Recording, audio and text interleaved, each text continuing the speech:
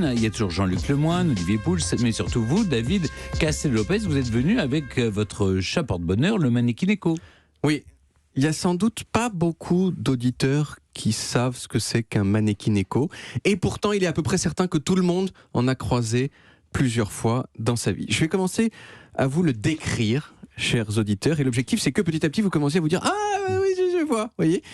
Maneki-Neko, en japonais, ça veut dire « chat accueillant ». Et ça décrit très bien ce que c'est effectivement. C'est une statuette qui représente un chat debout sur ses pattes arrière, qui fait avec sa patte un signe perpétuel qui à première vue peut s'apparenter à un coucou, mais qui en fait n'est pas un coucou, mais un geste traditionnel japonais qui veut dire « viens, tu es le bienvenu ». Le Maneki-Neko, il est dans plein de restaurants et de boutiques asiatiques partout dans le monde. C'est une sorte d'icône omniprésente, mais dont peu de gens connaissent le nom ou la signification. Après, c'est pas particulièrement compliqué d'imaginer quelle est la fonction du Maneki-Neko. Votre avis, c'est quoi ? Porte-bonheur. Oui, voilà, c'est un porte-bonheur, porte-chance, porte-argent. Il y a écrit quoi sur son... Alors, je ne sais pas, parce que c'est un truc particulier que je... Parce qu'on dirait... C'est made in Taiwan.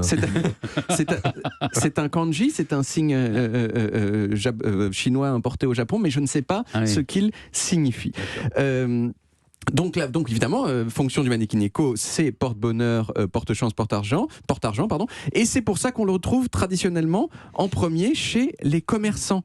C'est logique, parce que, je vous le rappelle, c'est un chat qui dit « vas-y, entre, tu es le bienvenu ». Sous-entendu, donc, vas-y, entre, et s'il te plaît, dépense ton argent pour acheter ce que je vends. Alors là, on a devant nous un exemplaire de Maneki-Neko qui vous propose de venir avec sa main gauche.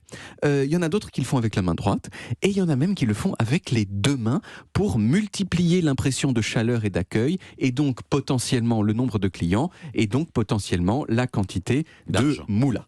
Et normalement, à ce moment du récit, votre intérêt est suffisamment excité pour que vous ayez au moins une petite envie de savoir d'où ça vient le Maneki-Neko. Déjà, c'est japonais ou chinois ? C'est japonais. C'est japonais. Mais vous êtes d'accord, vous avez envie de savoir. Ah oui, on a envie de savoir. Ah oui, David, racontez-nous. S'il te plaît, David. Allez. Ça aurait été quand même d'une cruauté très très grande si vous avez dit le contraire, mais vous avez été un peu cruel avec votre ironie. Mais je vous crois quand même. Alors déjà, oui, c'est japonais.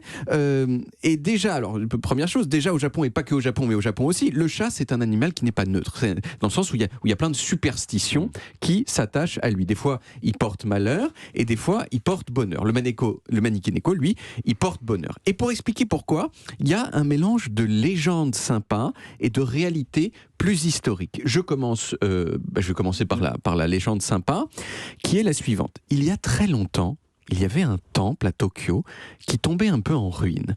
C'était un temple qui était occupé par un prêtre et son petit chat qu'il avait recueilli, donc un neko, puisque neko ça veut dire chat en japonais. Un jour, il y a un orage qui a éclaté et un seigneur qui passait par là, surpris par l'orage, s'est réfugié sous un arbre qui était face au temple.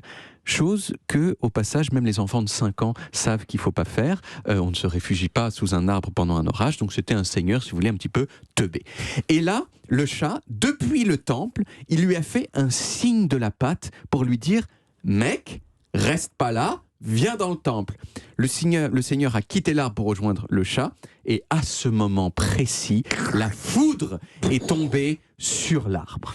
Le seigneur a été tellement reconnaissant qu'il a donné plein de thunes pour reconstruire le temple, et à Skip, ce temple, ce n'est autre que le fameux Gotokuji à Tokyo, que l'on peut encore visiter aujourd'hui. Et effectivement, donc le chat qui lui avait dit, qui lui a sauvé la vie, est devenu un symbole de porte-bonheur, de porte-chance. Voilà. Alors c'est probablement pas vrai, tout ça, avouons-le. Et en plus, je veux dire, c'est pas non plus une histoire de malade. C'est-à-dire, je trouve qu'il t'a inventé. Les Japonais, j'aurais peut-être pu faire preuve d'un peu plus de fantaisie dans l'histoire qu'ils avaient inventée. Mais il y a aussi donc cette version un petit peu plus historique qui est la suivante. Avant que le Japon ne s'ouvre à l'Occident, à partir Avant de l'ère Meiji. Avant l'ère Meiji qui a commencé en 1868, il y avait à Tokyo un grand nombre de bordels qui mettaient sur leur devanture un autre type de porte-bonheur, non pas en forme de chat, mais en forme de zizi dur. Voyez.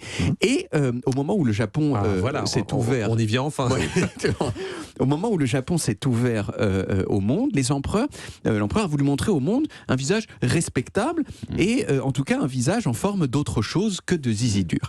Et les zizi durs ont donc été bannis et comme par hasard, c'est à peu près à ce moment que les chats porte-bonheur sont arrivés, d'abord dans les bordels, puis chez tous les commerçants. Viens dépenser ton argent chez moi. Voilà pour aller faire l'amour avec des chats. Et voilà comment est né ce petit chat qui fait perpétuellement ce qu'on dirait être un coucou, mais qu'en fait est viens, comme ça, à l'infini. Ça a commencé dans les bordels, maintenant c'est dans les restaurants. Exactement.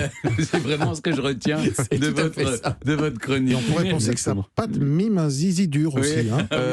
Oui, à ce moment-là, tout est phallique. On est tous phalliques nous-mêmes, le micro. Bien sûr. Mais en tout cas, on a appris des choses. Merci David.